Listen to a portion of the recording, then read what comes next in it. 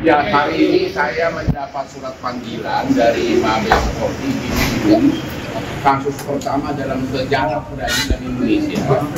Surat panggilan tersebut terkait dengan laporan Ketua Pengadilan Negeri Jakarta Utara terhadap Rasman Nasution dan kawan-kawan terkait dugaan pelanggaran pasal 207, 217 dan 351 KUH pidana, yaitu tentang penghinaan terhadap pengadilan, menimbulkan kegaduhan di persidangan dan perbuatan tidak menyenangkan.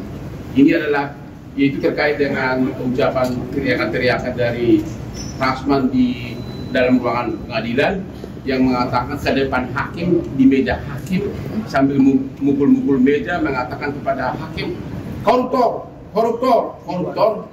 Dan juga adanya oknum pengacara junior yang mungkin masih jarang bersidang, yaitu Firdaus, yang naik ke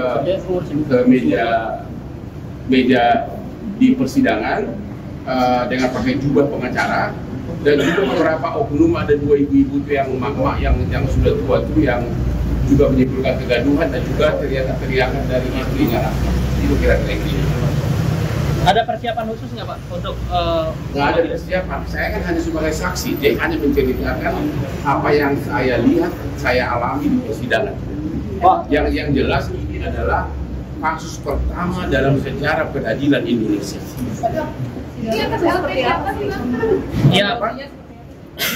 Kronologinya kan Anda sudah lihat begitu. Kan intinya begini. Kan si Rasman menuduh sampai 11 kali posting di Instagramnya mengatakan saya itu penjahat seks, saya itu kelainan seks. Dan kalau sidang pertama, kedua kan sampai ketiga kan sidang terbuka kan, tapi giliran saya sebagai saksi kan harus yang menjadi acara kan pembuktian apakah ada penjahat seks dan kelainan seks. Berarti kan itu terkait dengan asusila. Nah, menurut undang-undang bahwa apabila materi persidangan adalah tentang asusila harus tertutup. Begitu hakim mengetok palu tertutup, dia marah-marah karena dia sudah bawa begitu banyak TikTok dan sebagainya. Dia mungkin mau pansus, mau fashion show di persidangan, padahal gua jauh lebih ganteng kan. Hari ini kan dia menghadap sama M. Abang terkait dengan pembekuan.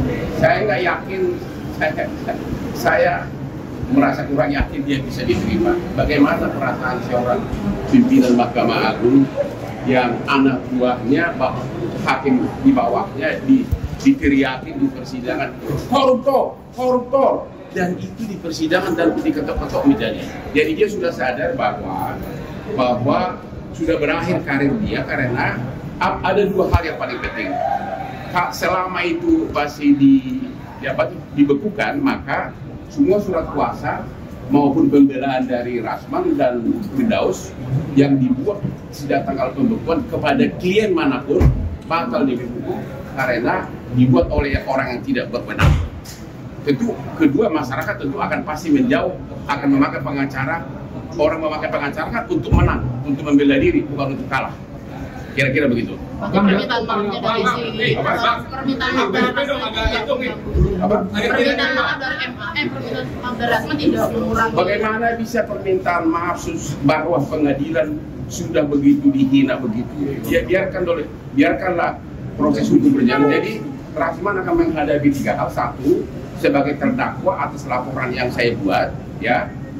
Kedua, dibekukan surat izinnya Rasman dan Firdaus oleh Pengadilan Tinggi atas restu pimpinan Mahkamah Agung sesuai dengan perkataan jubir dari Mahkamah Agung. Jubir Mahkamah Agung mengatakan apabila Anda nonton di media tidak boleh lagi bersidang.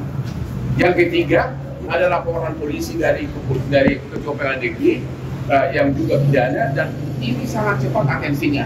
Saya yakin dalam waktu dekat Rasman dan Firdaus dan kawan-kawan akan jadi tersangka.